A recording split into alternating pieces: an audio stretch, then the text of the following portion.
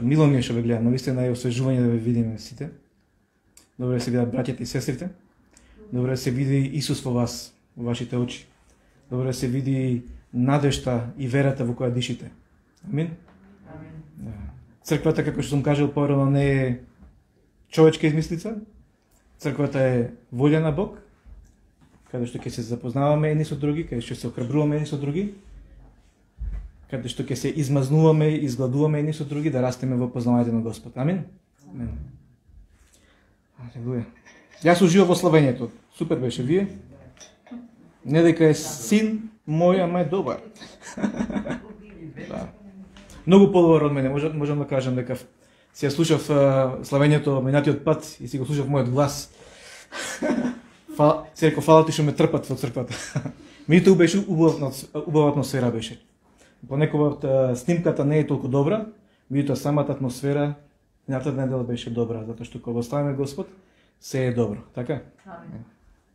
Темата за која сакам да зборувам денеска, нешто што веќе полго време размислував, е тоа, размислував за срцето на Бог. Конкретно размислував за потребата од познавање на Божјото срце, на Божјото татковско срце. И дошло тоа некојаш на памет? Може би имате пријатели, може би имате роднини, може би имате блиски и ги познавате по срце. Ги знаете нивните срца. Јас верувам дека имаме потреба, како црква, како верници, да продеме подлабоко во Божјото срце и да го запознаеме Бог подобро. Се служувате со тоа? Затоа што срцето ги одразува мислите што ги имаш. Потребно е да познаваме Божјото срце и мислите, размислувањето што ги има за нас. Срцето ги одразува намерите, мотивите, ставовите. И често пати верувам дека имаме голема потреба да го запознаеме уште подобро Бог. Срце со срце. Знаете, интересно, физичкото срце што прави? Чука, така? Има одреден ритам. И Божјото срце чука. Има одреден ритам. Има одредена фреквенција, резонанција. И потребно е и ние да бидеме синхронизирани со Бог, таткото. Верувате во тоа? Потребно е да стапиме во резонанција со Божјиот ритам. Зашто често пати може би и не сме. Барем мене ми се случува. Понекогаш чувствувам дека резонирам, дека тактот ми е многу побрз или многу поспор отколку што е Божјото срце. И понекогаш треба да успорам или понекогаш треба да се активирам. Знаете, со вера сите ние можеме да го ангажираме Божјото срце, да го вклучиме Божјото срце. Имаме пристап. Нели Божјото слово Библијата вика дека сега завесата од храмот е расцепена преку жртвата на Исус Христос и секој има пристап до најсветото место. Секој има пристап до Божјото срце. Секој има како кажам, не постои повеќе можност за посредување. Исус е нашиот главен посредник.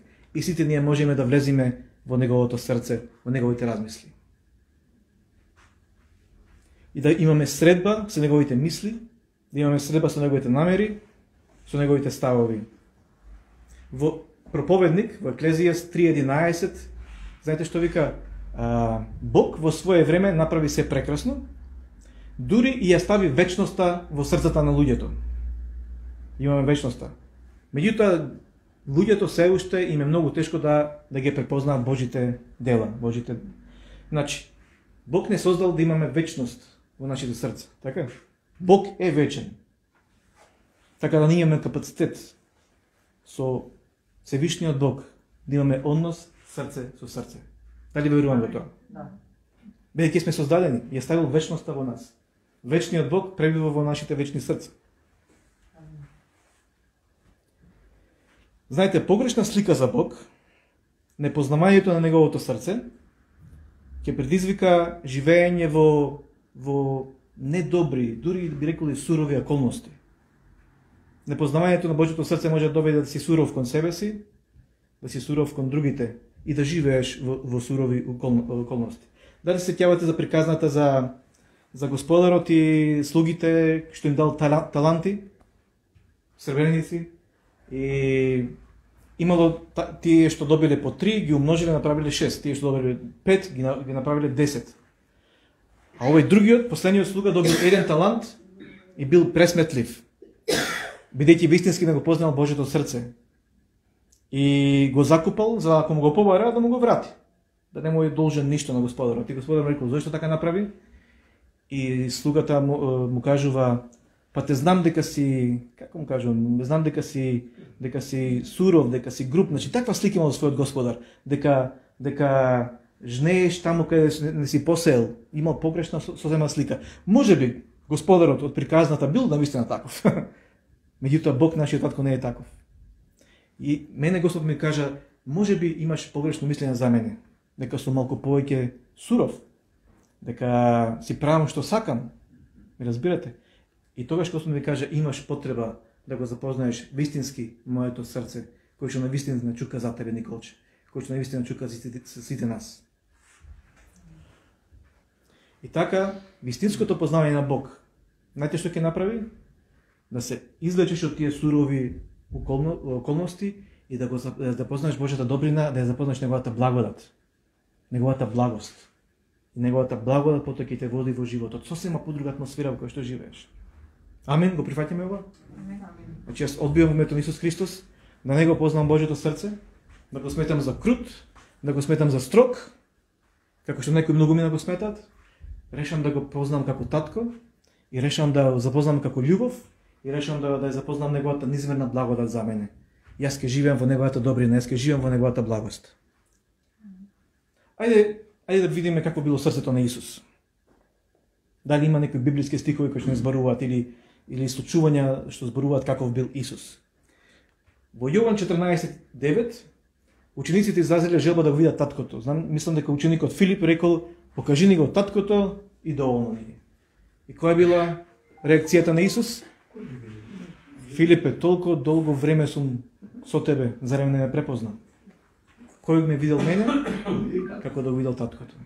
Значи Исус кажа, долго време сме заедно.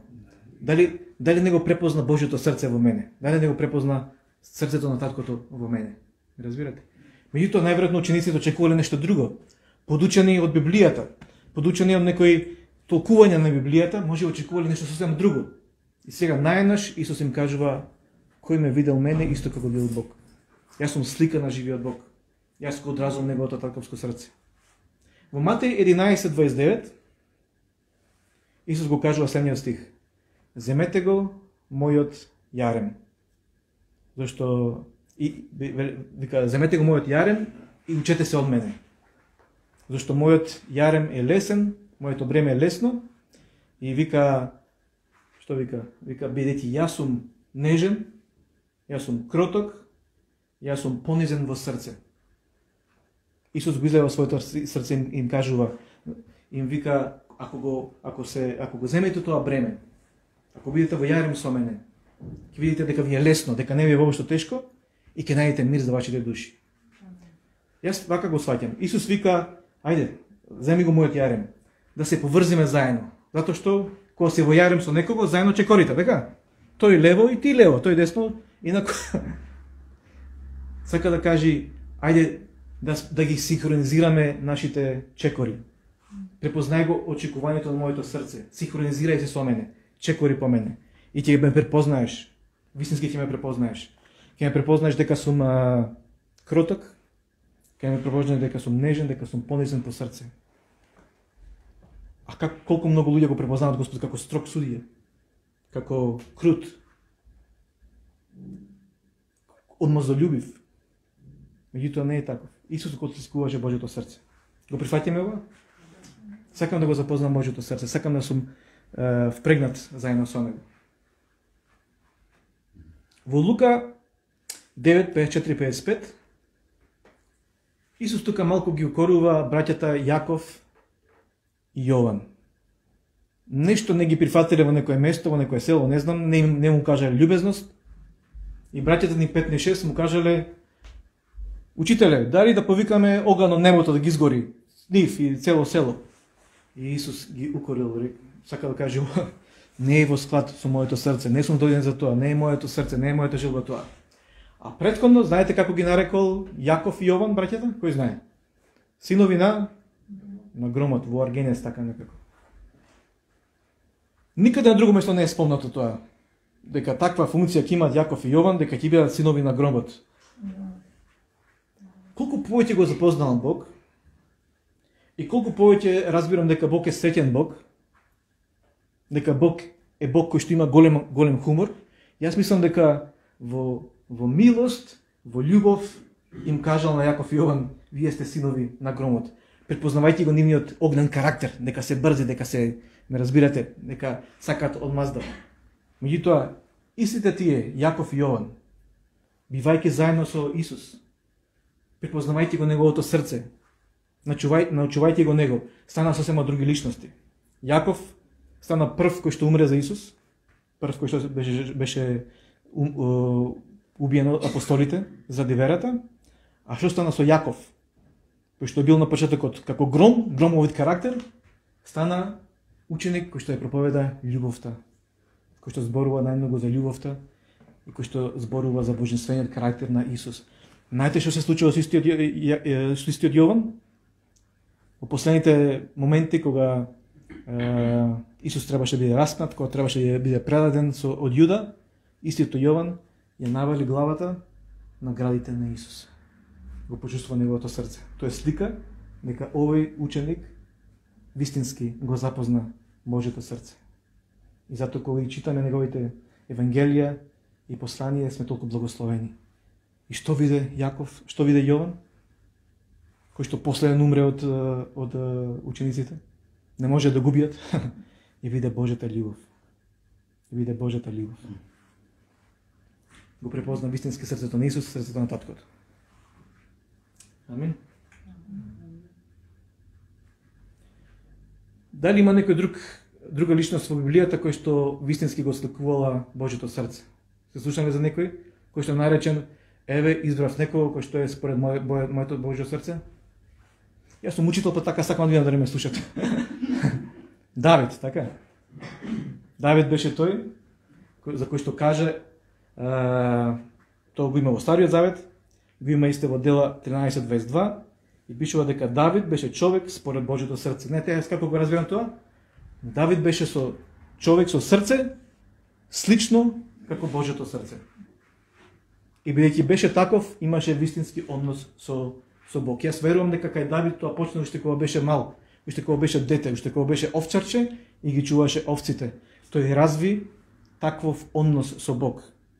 И го познаваше Бог и Бог го познаваше него.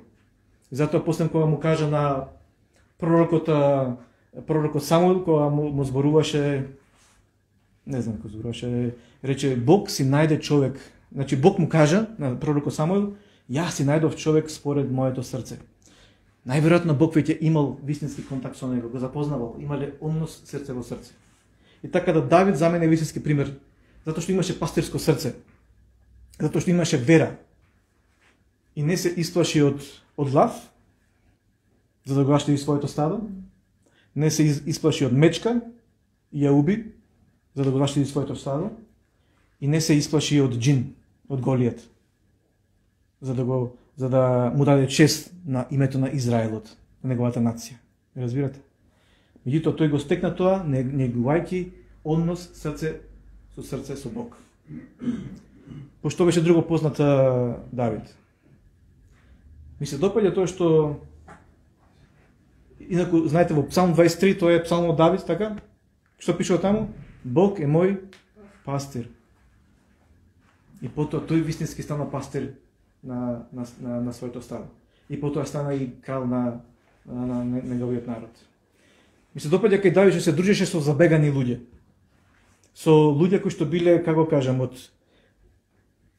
забегани, не биле конвенционални, биле битува ќе кажеме будаличишта, биле ненормално храбри, како кажам, на работ да бидат криминалци или убици. Разбирате? Тој со такви луѓе се здружи, им покаже љубов, им покаже внимание. Кој беше истиот тој кој што беше наречен пријател на грешници? И Исус. И тоа зборува нешто за Божјото срце. Затоа што Бог дојде за загубените.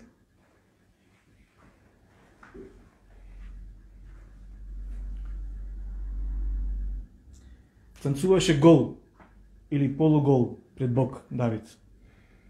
Пред кога го најдоа ковчегот на заветот, Божјата арка, го славеше, го баруваше Господ, неговата жена го презре и му кажа: "Ке ти се смее народот, ќе те запамтат по тоа што каква глупост направи." А тој одговори: "Нема да се случи тоа. Јас го славам Господ и тоа што кажуваш нема ништо да се случи." И тоа зборува за Божјото. Тој беше славител кој го обожава Господ во дух и вистина.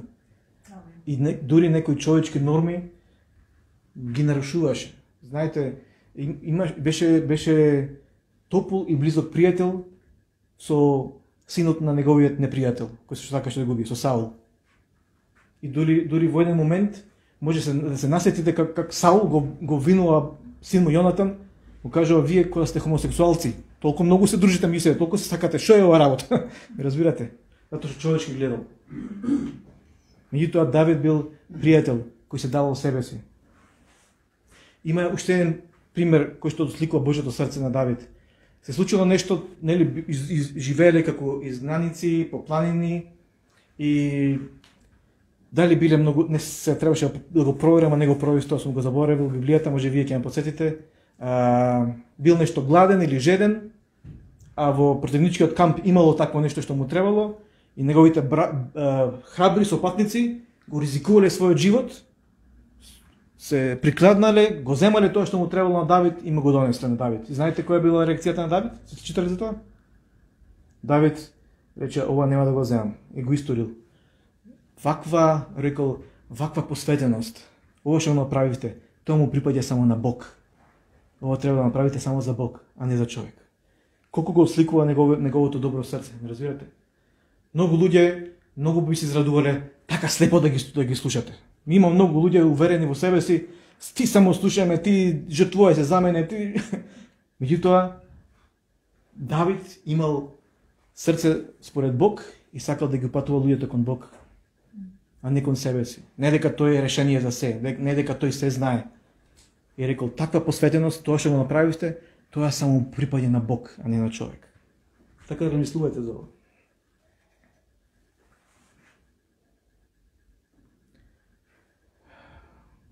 Беше милостив кон Саул, кон неговиот непријател.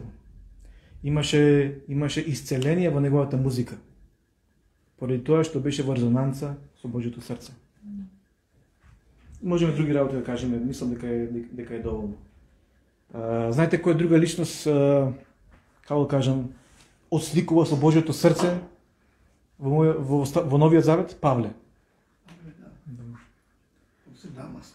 Не некој од 12 апостоли, да, туку Павле се потруди најповеќе од сите и направи најмногу напиша, најмногу чуда направи, најмногу цркви основа, да не набројуваме.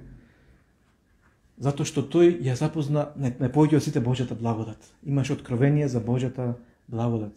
Затоа вика најповеќе се потруди од сите.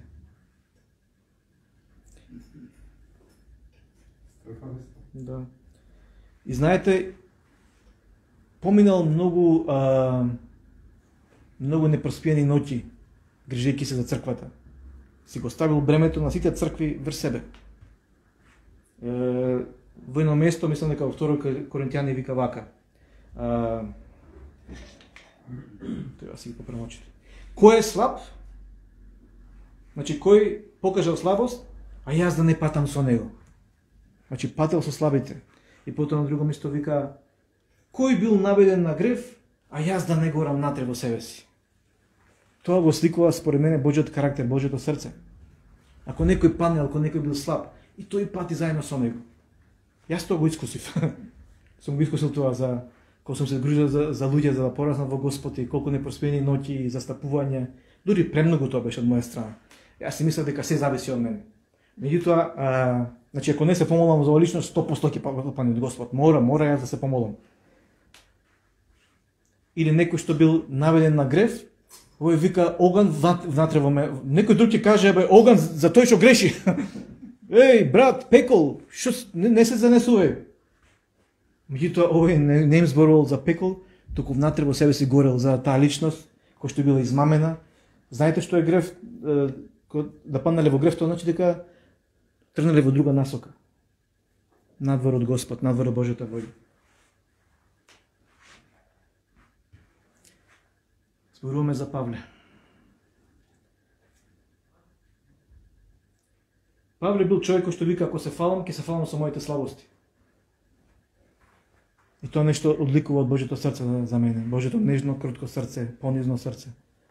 Дали знаете, во Македонија, за да бидеш успешна личност, само фали се со твоите успеси и причитувај ги твоите неуспеси. И ќе видиш проблем. И така има многу луѓе што се успешни и се фалат со подвизи, а ако нешто ќе си пречите, сеќаш, и никој не знае. Меѓутоа, Павле препознал дека во тоа има будалаштина, така ги нарекувал, дека има его, и вика, ако се фалам, ќе се фалам со моите слабости. А можел да се фали со работи многу повеќе. И знаете, во негово време, ако живееме во негово време, најверојатно ќе видите многу поистакнати личности. Ќе ви кажуваат, тој, а Павле, Павле, тој на почетокот беше, сега не е толку јак. Најверојатно така ќе слушне, затоа што тогаш имало многу луѓе кои што се истакнале. И така Павле морал да им докажува дека е вистински апостол. Тоа е. Во 2 Коринтијани 11:20 Павле се чуди на коринтијаните и вика, ги трпите оние кои што сакаат да се надвисат на вас, кои што сакаат да ве поробат, кои што сакаат да ве експлоатираат, кои што сакаат да доминираат. Вика, ги трпите ви. И тоа одразува нешто од Божјото срце. Разбирате? Затоа што Божјото срце никогаш не сака некој да доминира над нас, некој да владее. Во тоа време тие ги поробувале со закон, со разни бремења. Вика, вие ги трпите. И Павле виде нешто во Тимотеј. Бидејќи очекуваше во Божјото срце, бидејќи беше во таа резонанца на Божјото срце, препозна, некој кој што ќе го продолжи моето дело. Некој, Тимотеј, иако Тимотеј може би делувал исплашен, не бил многу храбар човек. Еднаш ми пророкува ми кажува, ти си како Тимотеј, затоа што бев исплашен. Меѓутоа, во Тимотеј препознал, некој кој ќе го продолжи моето дело, кој што не се грижи за своето. Затоа што вели многумина, дори во тоа време, го барале своето, а не го барале Божјето. Меѓутоа, некој кој што е потполно предан и кој што ќе отргне на своето и ќе го бара Божјето пред се. Така да и Тимотеј бил човек според Божјото срце. Значи, зборувавме за Исус, зборувавме за Давид, зборувавме за Павле. Што е со нас? Јас верувам дека црквата, бидејќи е тело Христова, Исус е нашата глава и ние сме неговото срце и го представуваме неговото срце тука на земјата. Веруваме во тоа? Сме повикани да бидеме сол, да бидеме светлина. Сме повикани тука дека кога ќе дојде некој човек во оваа атмосфера, да го препознае Божјото срце, да ја препознае таа резонанција, таа фреквенција, каде што нема осуда, каде што нема страв. Разбирате? Каде што нема закон, каде што нема крутост и суровост, туку љубов безусловна, како таткото. И благодат. Така ние сме представници на Божјото срце тука на земјата. И знаете, сум напишал тука, црквата не е book club. Знаете што е тоа book club? Како се би превело? Знам дека Андреј оди во book club, ќе прочитат некоја книга и потоа одат на среда и ја дискутираат книгата. Така? Јас верувам дека црквата и црковните состаноци не се место каде што ја дискутираме Библијата само. Тука каде што го искусуваме Божјото живо присуство и научуваме да бидеме поинтимни со него. Значи се служуваме со ова. Значи не е место каде што дискутираме. Јас мислам дека Исус ова сакаше да каже тоа. Не. Која е идејата? Која е кулминацијата? Ја се проучува Библијата како лектира. Божјиот пишан збор никогаш не беше наменет да ја замени личноста на Бог, туку да те охрабри лично да го запознаеш. Сите тие примери кои се дадени во и Стариот и Новиот Завет треба да бидат како влезна врата за тебе и ти да посакаш такво нешто. И ти да влезеш во во таа авантура со Господ. И ти да му веруваш уште повеќе. Ми разбирате? Така да, на некој начин ќе го запознае Божјото срце преку Библијата, доколку е толкувано исправно, меѓутоа не повеќе, јас верувам не во посредно, туку во директно, ми разбирате? Директно познавање на Бог. Амин. Не читам ништо. Кога има слога, кога има синхронизација во црквата, кога заеднички се одлучуваат работите, тоаш постојат иницијативи, постојат работи кои што делуваат, кои што се и се благословат за другите. Значи црквата е вистинско место каде што треба да биде таа синхронизација со Божјото срце. Разбирате? Ајде за заклучок. Значи, што сакав да кажам? Што сакаш да кажеш? Да. Нема да должам. Значи, во 1 Самуил 16:7 се можам подобро да гледам. Другата страна по големи букви да ги пишува. Не гледа на доврешното, туку сака да допре до твоето срце. И сака да има однос со тебе, срце со срце. Знам дека има многу грижи во овој свет. Многу работи сакат да ти го земат вниманието. Меѓутоа, патот е отворен. Не разбираш? Само треба веруваш, да поверуваш во Божјото Слово и да речеш во ред, ќе се впуштам во оваа авантура и ќе го запознавам Бог повеќе и повеќе. И нема да биде тоа само посредно, преку нечии други откровенија. Јас сакам лично да имам откровение за себе си. Не разбирате? Затоа што ќе дојдеш до ситуација која ќе се посрамиш и која ќе јас немам никакво откровение, фушти се во таа авантура. Реши да му веруваш на Господ. Направи нешто, како Сушто не треба да направиш ништо, се треба да веруваш. Во 1 Коринтијани 4:5 отприлика вака вика стихот: не суди за ништо пред време, туку чекај Бог да дојде и потоа Бог ќе ги открие намерите на срцата. Значи, не избрзувај со проценките, туку дозволи Бог да настапи во таа ситуација. Разбирате, тој како се случува нешто, сваќаш и сега очекуваат од тебе да дадеш нешто ти мислење и ти чекаш Господ. Прво Господ што ќе ми каже. Прво Господ оваа ситуација донесе. Разбирате? И така, јас лично во овој момент сум малку како да збунет. Некои луѓе ми сугерираат некои работи што треба да ги направам или не треба да ги направам, разбирате? И кога сум збунет, знаете што? Чекам на Господ. Нема направам ништо со дека Господ со своето срце не допре во моето срце, не ми ги открие, прво не ми ги открие неговото срце за ситуацијата во која се наоѓам, и потоа не ми ги открие моите намери, моите вистински мотиви на срцето, разбирате? А потоа ако сака може да ги ми открие за нечие друго срце, разбирате? Така да верувајте му на Светиот Дух во вас, дека Господ ќе ве води ситуација. Не му верувајте на вашето куќе дека ќе ги процени луѓето. Има луѓе кои што лае, ти мора да си многу лош човек. Или папагалот многу пее кога ќе дојдеш ти, значи си многу добар човек. Ниту твоето куќе, ниту твојот папагал нема да дадат вистинска проценка на што се случува во нечие срце. Разбирате? Меѓутоа Светиот Дух ќе донесе нешто од Божјото срце во твоето срце и ќе ти го открие и твоето срце и можеби и некое друго срце. Амин.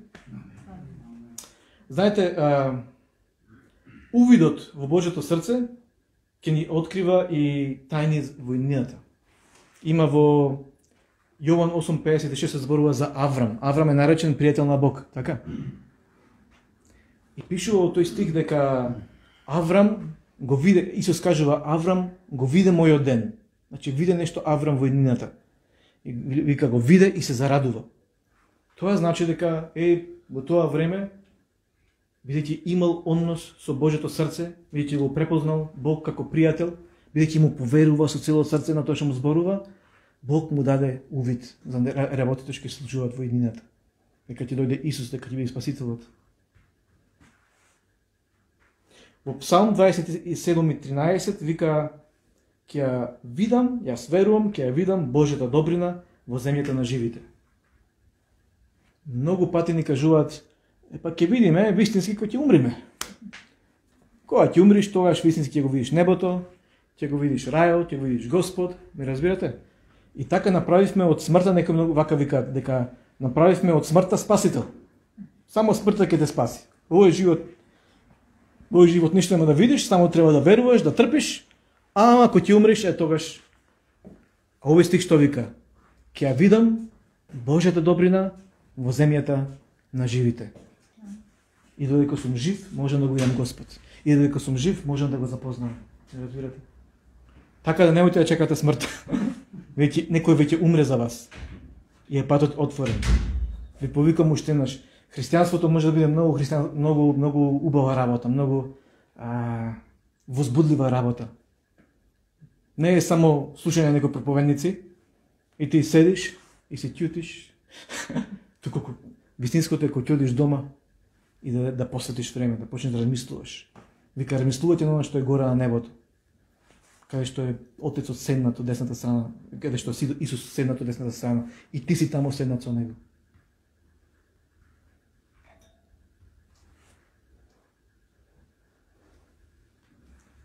Старите отци, кога размислувале за тројството, за Отецот, Синот и Светиот Дух, знаете како ги замислувале некој од нив?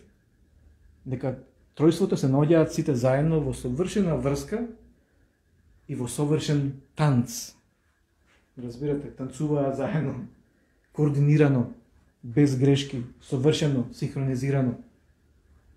На таков начин го замислуваат и мислам дека има вистина во тоа. Тоа се нарекува перохересис, така нешто.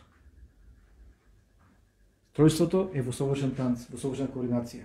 И ние, откривајќи го Божјото срце, запознавајќи го Господ, и ние можеме да се придружиме на тој танц.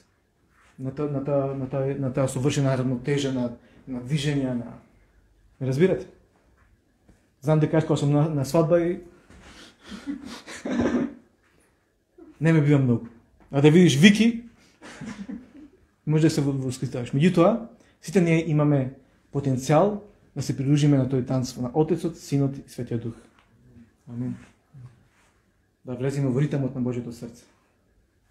Последни две мисли ќе ги кажам. Искуството со Божјото срце ќе направи да ги оставиш настрана некои учења или доктрини кои те измачуваат со години. Знам дека има сега многу млади луѓе зборуваат за калвинизам или не калвинизам, предестинација, дали ќе се спасат сите или ќе се спаси само тие што се предодредени. Се слушнали за такви работи? Да. Дали духовните дарови се за денеска или за почетокот и ред други работи. Кој ќе го запознаеш лично Божјото срце. Ти си над, знаете колку си над тие работи, воопшто да мислиш на тоа. Размислуваш на тоа само ако мислиш дека Библијата и да читаш повеќе Библија и да толкуваш повеќе Библија и вистински доктрини, ме разбирате? И ќе се збуниш уште повеќе. Јас така, ќе прочитам една книга, вака мислам. Ќе прочитам некоја друга книга, сосема го променив мислењето. И сватив, Господе, лично ти да ми кажеш, дали жените треба да зборуваат во црква? Лично си го прашав Господ. Ама овој стих, ама тој стих, оно што верувам дека Светиот Дух ми го кажа и ми рече прво, погледај во твојот живот. Ти мислиш дека си многу подобра личност од Маја? Не е 100 пати подобра од мене. Па тоа што напрашуваш. Ми кажа само еден стих. Во Исус повеќе нема ни машко, ниту женско. Го знаете тој стих? Нема повеќе ни роб, ни слободен. Господе, дали ќе се спасат сите? Или само остатокот ќе се спаси? Или само... Запознавајќи го Божјото срце, знаете што сватив? И Библијата тоа кажува. Бог сака сите да се спасат. Абе толку, зошто да комплицирам? Зошто да комплицирам? Бог сака да сите се спасат. Мој ли сега да кажувам овој ќе го пеколот, овој нема доди? Не разбирате?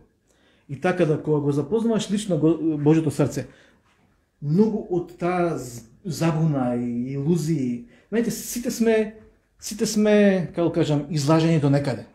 Нема некој кој што совршено знае целата вистина. И знаете кој е патот? Колку го запознаеш Божјото срце, толку повеќе ќе излегуваш од секаква илузија. Разбирате? И ќе го водиш вистинскиот пат. Така да ве охрабрувам. Запознај го Божјото срце. Во секоја ситуација. Запрашај се, внеси се во Божјото срце. Кој е Божјото срце за оваа ситуација? Може да го правим тоа сега? Може би се наоѓаш во некоја ситуација и си збунет. Еден ти кажал вака, друг ти кажал поинаку.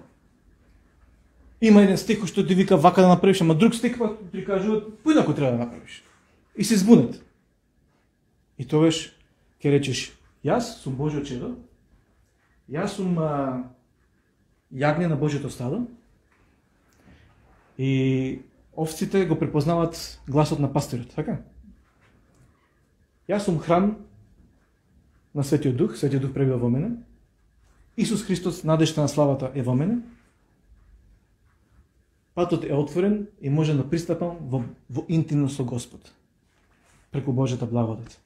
И јас можам да слушнам и сакам еднаш за секогаш да бидам излечен од таа конфузија и да не бидам воден прво лево, прво десно и да не останам крут во своите ставови, туку Боже ти да ме смекнеш и да бидам како твоето срце, Исусе, кроток и нежен и понизен по срце. Можем да се молиме за тоа? Алелуја, фала ти, Татко Небесен. Фала ти, Господи. Сите сме, Господи, од насушна потреба, Татко Небесен, да те запознаеме уште подобро, Господи Боже мој. И ја знам, Господи, дека кога влегуваме во Твоето присуство, Господи, и кога почнеме да очекуваме со очекувањето на Твоето срце, Господи, се станува безвременско, Господи Боже мој. Сакаме да добиеме одговори за ковидот, Господи, а ти ни збориш нешто друго, Господи Боже мој. Сакаме да бидеме укорени за нашите грешки, Господи Боже мој, а ти ни збориш дека сме праведни, Татко Небесен. Сакаме, Господи, да добиеме потврда од Тебе, Господи, дека ние сме право, а нашиот брат е во грешка, а ти ни кажуваш дека ни љубиш сите, Татко Небесен. Поинаку е во Твојата атмосфера, Господи. Јас се молам дека сите од нас ќе запознаеме таа атмосфера, Господи Боже мој. Дека ќе се синхронизираме, Господи, со очекувањето на Твоето срце, Господи. Фала ти, Татко Небесен, фала ти што ти ни даде таква убавина, таква благодат, Господи, да се нарекуваме Божјо чедо. И навистина сме, Господи Боже мој.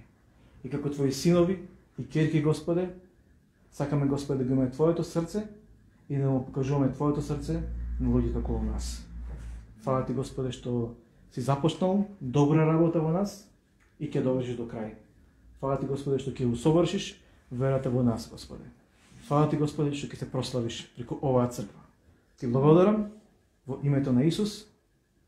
Амин.